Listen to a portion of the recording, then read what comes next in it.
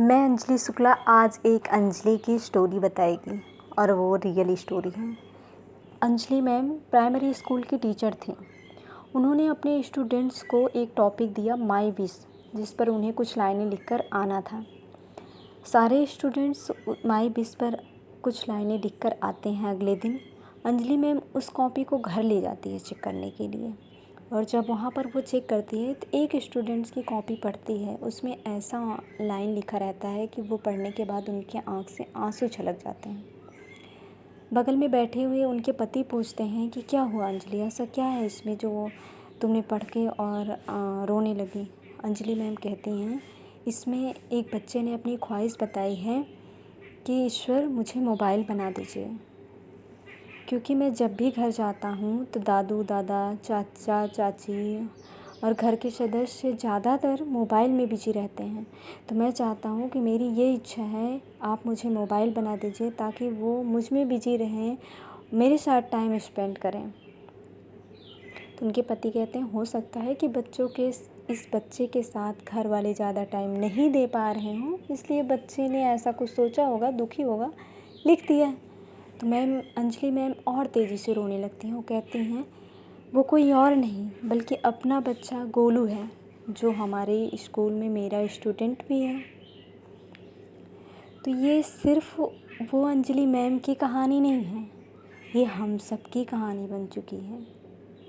Mobile को बनाया गया था हम एक दूसरे से कनेक्ट हो सकें, लेकिन पता है ये मोबाइल हमें एक दूसरे से तो कनेक्ट कर रही है, बाहर के लोगों से कर रही हैं, पूरे वर्ल्ड से हो सकता है कर रहे हैं, लेकिन हमारे करीब हमारे पास रहने वाले जो 24 आवर्स हो सकता है आपके साथ में रहें या फिर कुछ आवर्स ही आपके साथ में हैं, उनसे डिस्कनेक्ट कर रही है।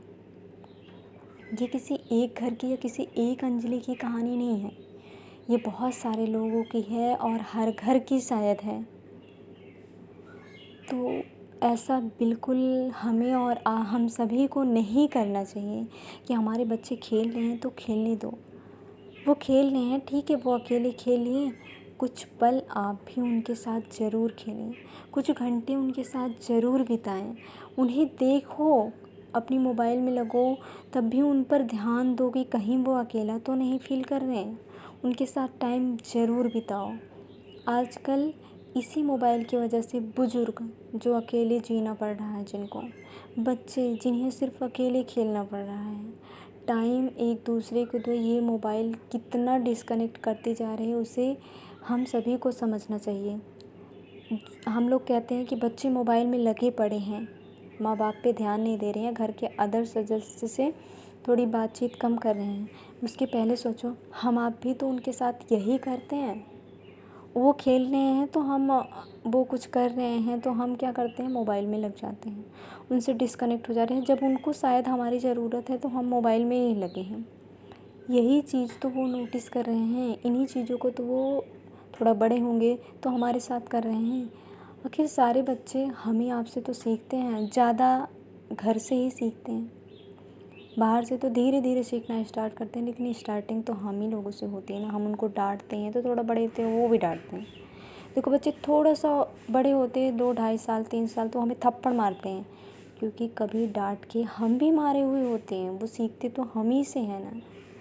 तो प्लीज़ हम खुद से भी और आप सभी से विनती करती हूँ कि मोबाइल कनेक्ट के लिए बनी है तो कनेक्ट होइए, अपनों से डिस्कनेक्ट मत होइए। खासकर अपने साथ अपने बच्चों, अपने घर के बड़ों, उन पर भी ध्यान दीजिए।